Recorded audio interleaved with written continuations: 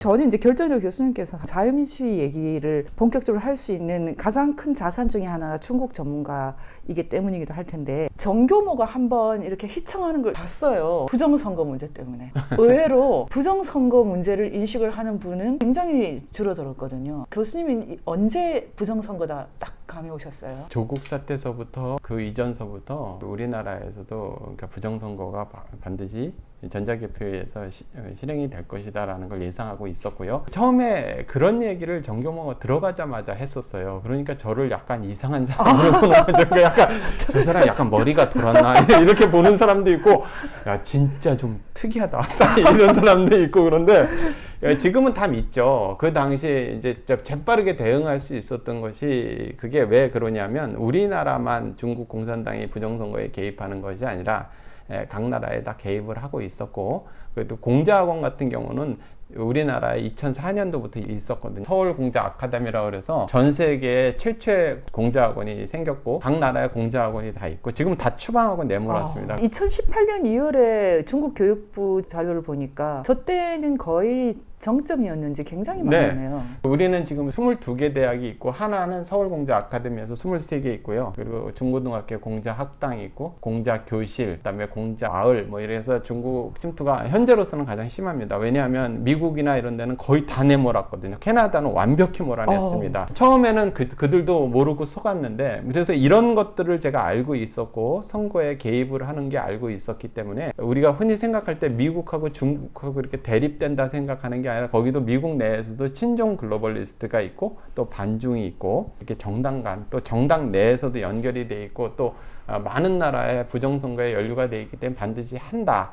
제가 우리 대표님이 만약에 중국 공산당에서 대한민국을 속방화시킨다 그러면 대한민국을 할 수 있는 제일 좋은 방법은 선관위 전 장악할 거예요. 선거만 장악하면 그쵸? 되죠. 이렇게 전자개표를 이미 하는 나라, 네. 그리고 부정선거를 할 수 있는 전자개표기를 갖다가 수출하는 나라인데 얼마나 쉽습니까? 중국 공산당이나 북한 노동당이나 자유민주주의를 적으로 보지 않습니까? 이번에 김여정이도 우리 보고 네. 자유민주주의 귀신이라고 그랬거든요. 네. 그 자유민주주의를 깨뜨리기 위해서 선거를 가만히 둘 리가 있습니까? 당연히 우리나라가 가장 쉽죠. 왜냐하면 대만은 수개표를 하는 나라고, 일본 같은 경우는 직접 쓰지 않습니까? 그 이름을 쓰죠. 틈이 안 들어가는데 선관위를 장악하거나 선거 시스템을 장악하는 사람이 되는 거, 이미 의무량으로 부정선거가 암암리에 조금씩 되던 나라였기 때문에 뭐 본격적으로 장악하는 거는 너무 쉽고, 시스템상으로 완전히 넘어간 거는 이제 문재인 정권이고, 그 다음에 문재인 정권 이후로 계속, 그 이전에도 부정선거가 없었다 말을 못 하는데, 그게 뭐 정권적 차원에서 넘나들 정도라기보다는 어느 정도 있었고,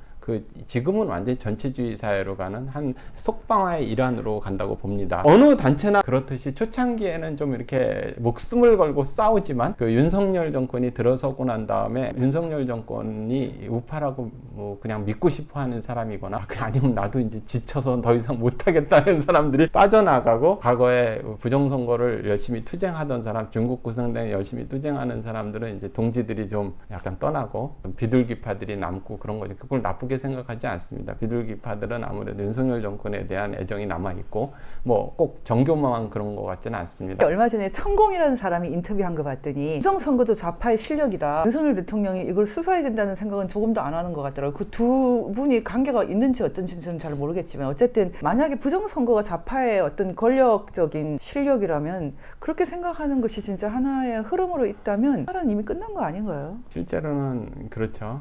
그렇다 하더라도 결과에 관계없이 우리는 싸워서 꼭 이기려고 싸우는 것도 아니고 또 지려고 싸우는 게 아니라, 저는 현실을 지나치게 낙관하지도 비관하지 않습니다. 그리고 좀 비관적인 성격이 아닙니다. 즐겁게 싸우는데요, 좋은 마음으로 하는데, 나라를 잃더라도 나라를 찾기 위해서 싸워야 되는데, 지금 나라를 잃기 전보다는 조건이 좋지 않습니까? 교수님은 심지어는 거리에서도 지금도 열심히 외치시던데요.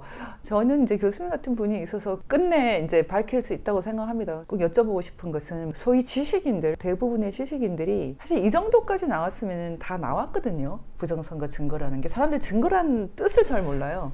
증거는 다 나왔죠. 이 증거 다 나왔고, 이제 검사가 그걸 수사해서 말 그대로 법정에 갖고 가는 증거, 이걸 확정해 주는 과정이 있는데 그걸 아예 안 하지 않습니까? 네. 근데 이 경우에 도대체 누가 잘못하는 것입니까? 윤석열이 잘못하는 거예요. 알 수가 없어요. 부정선거냐 아니냐 이런 단계는 이미 지났고요. 끝났죠? 예, 끝났고 이미 뭐 부정선거는 4년 전에 이미 다 판명이 됐고 지금도 너무 명확합니다. 너무 그 명확하죠. 증거를 가지고 이야기할 이유도 이제는 없는 거고요. 그러니까요. 그거를 부인하는 사람들하고 입씨름할 이유도 없는 거죠. 그러니까 이 문제를 해결할 수 있는 가장 좋은 방법은 윤석열 대통령이 수사를 해서 그들을 다 처단하는 거지만 그거는 현실적으로 아닐 것 같습니다. 예, 윤석열 대통령도 부정선거 세력이 한 일원이다. 카르텔에 있어서 이렇게 그렇게 말하는 분들이 많더라고요. 예, 그런 입장에 있어서는 그것이 이제 불가능한 거고 그렇게 되면은 남아 있는 게 별로 없지 않습니까? 수사도 불가능하고 그다음 모든 사람들이 사법부의 역할을 전혀 하지 않고 있고 검찰도 역할을 하지 않고 선관위는 범죄 조직이나 다름없고 그것을 비호하는 사법부 그리고 언론기관도 이야기를 하지 않고 지식인들도 대부분이 피해버리죠. 사실 통계 지식 조금만 있으면 노멀 디스트리뷰션만 딱 보면은 3초만 봐도 아 이거 부정선거네 딱 길게 필요 없습니다. 3초만 보면은 알 수 있는 겁니다. 그런데도 아무도 말하지 않을 때는 마지막 방법은 이제 국민이 경험을 하는 건데 국민들도 원치 않는다. 만약에 국민들도 그냥 이렇게 살고 싶어. 엄두가 네. 나지 않는다. 회피하고 싶은 거죠. 거기에 대해서 얘기하고 싶지 않아. 뭐 이렇게 하고 나면 우리 사회는 이제 당면 문제가 있는 거죠. 우리 사회는 이제 투표가 선거 시스템은 그들이 장악해서 그들이 원하는 사람 그렇게 되면 중국이나 뭐 북한 이런 데는 왜 투표날 투표를 하는지 모르겠어요. 우리도 하지 않고 선관위에서 일괄 발표를 하면 되지 않습니까? 그 많은 돈을 들여서 그런 생각도 좀 했지만 이렇게 얘기하면 비관적이니까 제가 그럼에도 불구하고 자유시민 교육을 통해서 애국심을 불러일으키고 우리나라가 얼마나 멋진 나라고 이 자유민주주의를 왜 후손들한테 물려줘야 되는지를 알게 하고 그러기 위해서는 왜 선거를 지켜야 되는지 이런 그 시간의 과정을 통해서 결국은 우리 국민들이 각성해서 해결해 나갈 수밖에 없다 이런 결론으로 길지만 자유시민 교육을 하게 된 겁니다. 교수님께서 가장 최근에 부정선거도 중요하고 다 중요한데 이재명부터 좀 빨리 잡아넣어라 이런 말씀하셨거든요. 네. 사실은 저는 그 심정이 너무 잘 이해되는데 이렇게까지 다 나온 사건도 지금 제대로 수사해놓고도 재판도 안 하고 있는 것을 보면은 그리고 지금 범죄자들은 모두 국회로 도망가고 있지 않습니까? 또 국회는 또 부정선거로 또 뽑아주고 이 악순환의 고리에서 윤석열 대통령이 이 정도까지 무력한 거 설명할 길이 없어요. 그러면 저희가 뭔가 좀 해야 되는데 길을 좀 보여주세요. 이재명부터 먼저 구속하라고 그러는 거는 그 우파 국민들 중에서 바쁘시기도 하고 본질을 늦게 접하시는 분들이 있죠. 모든 꽃이 그 같은 시기에 피는 건 아니고 늦게 피는 꽃도 있으니까 그렇죠. 윤석열 대통령도 같은 부정선거 세력이고 그리고 부패 카르텔이고 그런 부분 탄핵 세력이고 이런 거에 대해서 잊고 싶어 하시거나 모르는 분들도 계시지 않습니까? 그랬을 때 그 핑계를 이재명이를 대는 거죠. 윤석열이 타도하면 이재명이 넘어간다 그러면 내가 하이에나부터 먼저 잡는 걸로 전략을 세우자. 조국하고 이재명이를 때려잡고 그 다음에 윤석열과 한동훈이를 손보자. 이제 이렇게 말씀을 드린 겁니다. 윤석열 아니면 이재명, 한동훈, 조국 이런 사람들이 우리나라의 수장이 돼야 된다. 갑자기 좀 비참해지는데요. 우리나라 정치인들 퀄리티가 너무 낮아진 게 이제 문재인 때가 아주 정점이죠. 정점으로 낮아졌습니다. 종종 매국 세력들이 중국 입장에서는 월남과 같이 좀 똑똑한 좌파들이 정권을 잡으면 석방화시키기가 어렵지 않습니까? 문재인 같은 사람, 이재명 같은 사람, 윤석열 같은 사람이 컨트롤하기가 좋은 거죠. 그리고 글로벌리스트도 컨트롤하기가 좋은 거고 윤석열이라든지 이런 사람들의 역사인식 또 한동훈의 역사인식 그 사람들의 뭐 멘트 이런 걸 보면 혀를 턱턱 차거든요. 그 이재명의 멘트 뭐 문재인의 멘트는 야, 저 정도는 대학교 1학년보다 못하다. 우리가 이런 시절을 겪었습니다. 구한 말에 고종이 온통 파티를 하느라고 국고를 다 탕진했고요. 민비가 세도 정치로 민씨 일가를 전부 등용을 하고 진령군이라고 있었습니다. 그렇죠. 진령군이라고 지금 천명 같은 사람이 있어. 진령군이 여자 무당인데요. 여자 무당을 궁으로 모셔서 진령군이 자기를 내리고 그 사람을 통해서 많은 인사청탁을 해서 했고 많은 정책을 의존하고 국고 반을 다 탕진을 하고 그 당시에 뭐 이모군란이라든지 동학이라든지 이런 것조차도 자기 권력을 되찾는데 대원군도 이용하고 그 민비도 서로 이용하고요. 외세도 어떤 때는 러시아에 붙고 청나라에 붙고 일본에 붙는데 그게 나라를 위하고 국가의 장래를 위한 게 오직 자기네들 정권 유지 파티 그것도 모자라서 나중에는 왕공족이라고 그래가지고 내가 나라를 들어 바치면 얼마 줄래? 요즘 그 천공을 보면 자꾸 진령군 생각이 납니다. 진령궁 얘기를 듣고 민비가 금강산 1만 2천 공에 뭐 그렇죠. 재물을 쌀한 섬씩 다 갖다 바쳤다고. 재물을 전부 바쳤죠. 저 양반이 윤석열 대통령과 얼마나 친한지 모르겠는데 자기 스스로 뭐 초등학교 1학년 때 책을 놨다고 그러더라고요. 그럼 초등학교 1학년 때 책을 놓으신 분이면 산에서 조용히 사셔야지만 천공의 길을 왜 물어요? 저렇게 나오는 것 자체도 비정상적인 사회고 뭐 언론도 저 언론이라고 할 수 있습니까? 저렇게 하는데. 천공에게 길을 묻는다. 그럼 우리나라의 전문가는 없는 거고 정책 전문가는 없는 건가요? 스카이데일리가 저 정도 수준이라는 거. 5.18에 대해서 열심히 하고 그래가지고 좀 기대를 했었는데 조 기자님이 괜찮은 분이거든요. 그렇습니다. 근데 요즘에 막 이렇게 어떤 이단 단체랑 연결돼 있다느니 뭐 이런 얘기 들을 때 저는 안 믿고 있었는데 저거 보는 순간 길을 왜 물었지? 근원적인 문제를 말씀을 드리면 왜 자유민주주의가 소중한 거를 우리나라 좀 건국 정신에서 찾고 싶습니다. 대한민국의 건국 정신은 48년 8월 15일이라는 것도 학생들이 잘 모르고 있더라고요. 안 가르치니까. 저는 세 가지로 보는데 첫 번째는 몇천 년 만에 최초로 우리나라 자유민주주의가 대한민국의 정체성이다. 그렇게 해서 이제 시작이 된 거고요. 두 번째는 공산주의의 집요한 방해로부터 극복을 하고 우리가 자유민주주의 체제를 처음에 이렇게 건국을 한 거고 마지막으로는 제국주의 시대를 우리가 극복을 한 거죠. 그래서 이 정신을 잊지 말아야 되고 이것을 계속 유지를 해야 하는 거죠. 그리고 우리나라 자유주의나 자유민주주의 사상은 갑신정변서부터 해서 박영의 건백서를 요즘 읽어보니까 잘 나타나 있고 이승만 대통령이 이론화 작업을 하셨고 서재필도 하셨고 그래서 우리나라 자유민주주의 이념적 배경이 상당히 탄탄합니다. 우리가 건국할 당시에 여성이 참정권이 없는 나라도 많았거든요. 근데 우리나라는 굉장히 훌륭합니다. 지금 많은 국민들이 이 자유민주주의 그리고 선거 이런 거를 지켜서 후세들한테 물려주겠다는 그런 소박한 바람밖에 없는데 그 소박한 바람이 상당히 어려운 일이 돼버렸어요. 제 친구랑 이렇게 후배랑 얘기를 하는데 야 나라 너무 이상해졌는데 그냥 난 내 자리에서 내가 할 수 있는 것만 해도 되죠? 이렇게 물어보더라고요. 그것만 해도 될 것 같아.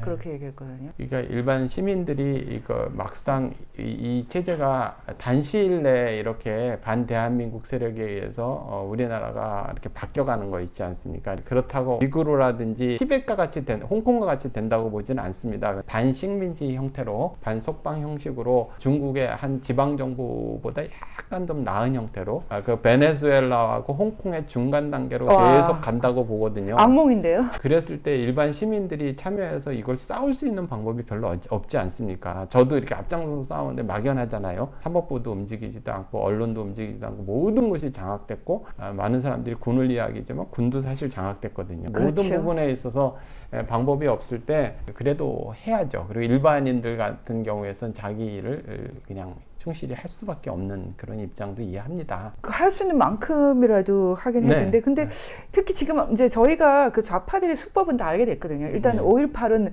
민주주의다. 딱 전제를 정하고 거기서 조금이라도 벗어나면 극우된다. 이런 식으로 만들고 더불어 뭐 국민의힘이 적극적으로 그것에 대해서 협조하고 이 구조를 혁파하지 않고는 양심 있고 건강하고 똑똑한 사람들은 정치권에 못 들어갑니다. 더 무서운 것은 이렇게 성역할을 하면서 동시에 부정선거를 해버리기 때문에 우리가 뜻하는 사람을 뽑을 수가 없죠. 우리나라에서 세 가지를 이야기를 하면 정치권에 들어가지 못합니다. 제일 먼저가 이제 그 부정선거고, 그다음에 중국 공산당이고, 그리고 박근혜 대통령 탄핵의 부당성에 대해서 적극적으로 이야기하면 그 사람들은 공천 배제죠. 잘 알고 있기 때문에 그렇지 않은 사람들이 침묵하고 부패 카르텔을 형성하는 거죠. 그래서 국민 여러분들이나 많은 시청자분들께서 이것을 혹시 보시면 좌우의 개념이나 여야의 개념으로 보지 마시고요. 지금의 형태는 대한민국 세력과 반대한민국 세력이라고 보시고 매국 세력과 애국 세력이라고 보시면 됩니다. 종중 매국 세력과 주권을 지키려는 자유시민 이렇게 보셔야지 이 자꾸 이렇게 국힘당, 그 용산 이런 거를 우리라고 생각을 하면서 상처받습니다. 교수님도 파리학번이시잖아요. 네네. 파리학번 그러면 한국의 친북 학생운동권의 거의 뭐 아버지들이에요. 한국에서 학생운동을 했던 사람들은 자기들이 좀 실수가 있었다 하더라도 엄청나게 위대한 일을 했다 이렇게 생각하는지 그때 운동권이었던 사람들은 5.18 성역 하나 부정선거 혁파에 대해서는 같이 안 가요. 공자학원을 수방하는 일을 가장 열심히 하는 한민호 국장님 같은 국장님, 분도 부정선거는 완전히 침묵이거든요. 원년 유재일 씨 같은 사람도 부정선거에 대해서 침묵하는 것도 그렇고 정말 중요한 것을 모르는 것 같아요. 제가 죽을 때까지 주력으로 해야 하는 일이 첫 번째는 저는 무슨 중국하고 원수가 전되듯이 그렇죠. 반중을 계속 할 겁니다. 공자학원 추방해서 반중이 1번이고 그다음에 두 번째 부정선거, 그리고 세 번째는 그 세뇌화된 학생들을 위해서 세뇌화 교육을 타도하고 그다음에 정상적인 자유시민 교육을 만드는 거, 그 세 가지를 계속 할 건데요.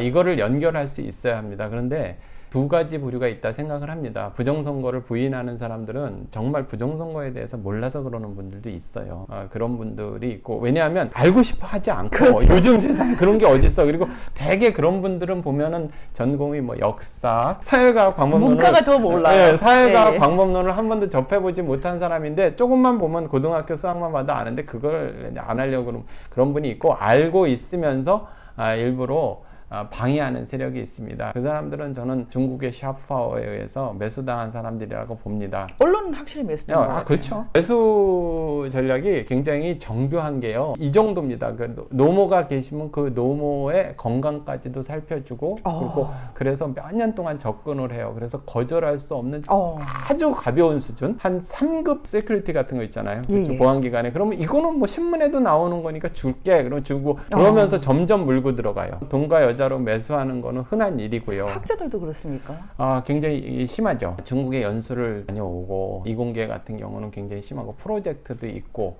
또 그게 요즘은 정교하게 이렇게 직접적으로 되는 게 아니라 기업을 통해서 간접으로 되기 때문에 이게 중국 돈인지 모르고 펀드를 받는 경우도 있습니다. 직접적으로 잘 안 하거든요. 그게 대만 같은 경우, 그다음 미국, 유럽에서 누차 그들이 이 전략을 개발한 거라. 그리고 우리나라 지식인들이나 정치인들이 좀 매수를 잘 당하는 것 같아요. 매수를 잘 당하나요? 왜 그런지 제가 돈에 약하나요? 많이 생각을 해봤어요. 자존심이 없고 좀 이렇게 그 힘에 쉽게 굴복을 하는 것 같아요. 우리가 지금 프랑스에서 히틀러한테 굴복했던 비시 정권 있지 않습니까? 네네. 이 정도라도 자유를 지키는 것이 다행이다 뭐 이런 식으로 나갔던 비시 정권 그 시대라고 생각을 하고, 레지스탕스 활동을 하는 게 지금은 방법이겠다. 전체적으로 그 큰 단체에서 잘 안 되고, 그러니까 그냥 개인적으로 할 수밖에 없는 거죠. 지금은 오히려 그게 더 효과가 있습니다. 제가 유튜브를 하니까 수많은 회의와 방해 공작을 물리치고서 간신히 성명서 하나 내는 것보다 그냥 내가 유튜브에서 나가고 거리로 나가는 게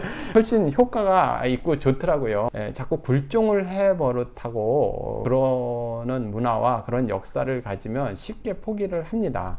반면에 제가 이제 유학 생활에 본 모든 사람이 그렇지 않은데, 미국에서 시민들을 보면 무기를 소지해서 그런지 굉장히 용감하거든요. 그렇죠. 그러니까 왜냐하면 승리의 경험이 있고 좀 이렇게 당해보지 않아서 그런 반면에 좀 역사적으로 굉장히 억압에라든지 그 탄압에 시달린 나라들 있지 않습니까? 뭐 중국이라든지 인도라든지 그 권위에 쉽게 굴복을 하고, 그렇죠. 또 자기보다 낮은 사람들한테는 상당히 권위적으로 대하더라고요. 그런 걸 보면서 우리나라도 고려나 삼국시대는 그러지 않았는데 전쟁터에서 죽은 왕이 없지 않습니까? 조선시대. 그리고 그런 그 양반도 없고, 그러니까 그런 정신을 다 잃은 것 같습니다. 그래서 줄을 잘 서고 매국화하고 자기 이권을 챙기고, 백성들은 그냥 뭐 희생양으로 생각을 하고, 지금도 책무를 저버린 대통령, 그리고 그 가엾이 떠도는 국민들, 이런 제가 타이틀을 정했는데 조선 사회가 반복되는 것 같아서 너무 가슴이 아픕니다. 그러니까요.